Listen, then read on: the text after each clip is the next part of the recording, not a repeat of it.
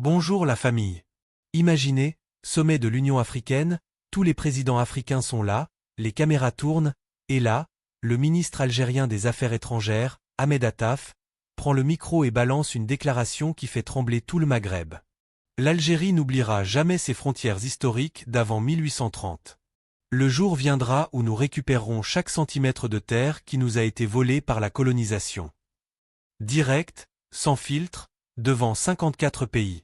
Le Maroc devient rouge, la Tunisie fait semblant de tousser, la France fait genre elle n'a rien entendu, et les réseaux sociaux algériens explosent de fierté. Mais c'est du bluff? Une provocation? Ou alors l'Algérie passe vraiment à l'offensive pour réécrire la carte du Maghreb? Aujourd'hui je vous raconte toute la vérité, les cartes à l'appui, les réactions en direct, et surtout pourquoi cette bombe risque de tout faire sauter dans les années qui viennent. Likez à fond, abonnez-vous, on attaque direct. Frères, on va remettre les pendules à l'heure avec des cartes et des traités, pas avec des émotions. Avant 1830, l'État algérien, la régence d'Alger, s'étendait très loin. À l'ouest, jusqu'à la rivière Taftafna et même Oujda, oui, Oujda était algérienne avant que la France la donne au Maroc en 1845. Au sud, jusqu'au Toua, Tidikelt, Gourara et même une partie du nord Mali actuel, Tombouctou payait tribut à Alger. À l'est, jusqu'à la frontière tunisienne actuelle plus une bonne partie du sud-est tunisien, jusqu'à Nefta et Tozeur inclus.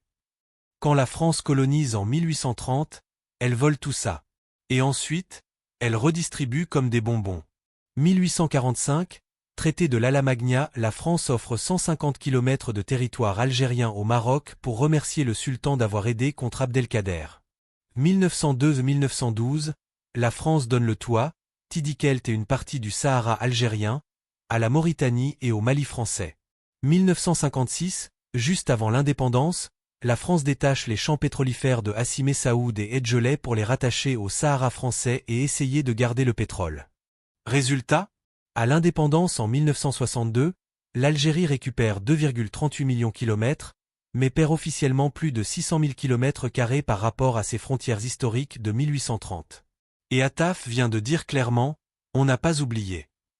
Ce n'est pas un coup de colère, c'est une stratégie froide et calculée. Regardez le contexte 2025. Le Maroc est en pleine offensive diplomatique, il veut faire reconnaître le Sahara occidental par toute l'Afrique et pousse l'idée des frontières coloniales intangibles.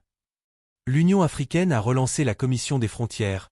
Chaque pays peut désormais déposer officiellement des revendications sur des terres perdues à cause du colonialisme, résolution de 1964 réactivée. L'Algérie a les poches pleines, réserve de change 80 milliards de dollars, gaz qui coule à flot, armée modernisée. Elle n'a plus peur de personne. Tebboune a été réélu en 2024 avec un discours ultranationaliste. Il avait promis la restauration de la dignité et des frontières historiques. Du coup, Attaf profite du sommet EA pour poser la question officiellement. Pourquoi on accepte les frontières coloniales quand elles nous ont amputés, mais on les refuse quand elles concernent le Sahara occidental?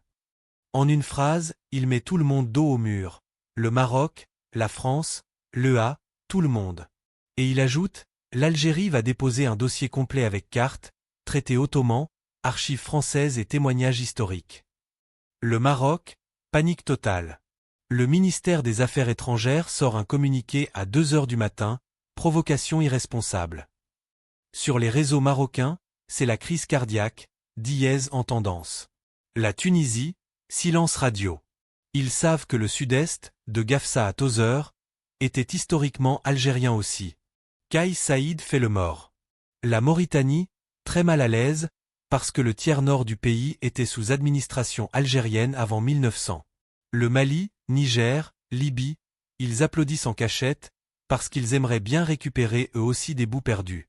La France, communiqué laconique, la France respecte les frontières issues de la décolonisation. Traduction, on ne veut surtout pas rouvrir ce dossier. Les États-Unis et Israël, ils regardent de loin, comptant que l'Algérie et le Maroc s'embrouillent encore plus. Mais le plus fort? L'Afrique du Sud, le Nigeria et l'Égypte ont soutenu publiquement la création d'une commission spéciale EA pour étudier les revendications historiques. C'est énorme. Beaucoup disent, c'est du rêve, l'Algérie ne fera jamais la guerre pour ça. Faux. L'Algérie n'a pas besoin de faire la guerre. Elle a mieux. Le droit international, la résolution 1514 de l'ONU, 1960, dit que les frontières coloniales ne sont pas sacrées si elles ont été imposées par la force. Le précédent du Cameroun vs Nigeria, affaire Bakassi, la CIJ a rendu des terres au Cameroun sur la base de cartes précoloniales. L'Union africaine elle-même a ouvert la porte en 2023 à la révision des frontières artificielles. Stratégie algérienne probable. Étape 1. Dépôt officiel du dossier à l'EA en 2026. Étape 2. Demande de médiation africaine, pas l'ONU, trop pro-occidentale. Étape 3. Proposition de corridors économiques partagés ou zones spéciales pour ne pas humilier totalement les voisins. Étape 4. En échange, l'Algérie retire son soutien au Polisario, ou pas. Bref, même si on ne récupère pas un centimètre carré demain, l'Algérie vient de remettre le sujet sur la table pour 50 ans.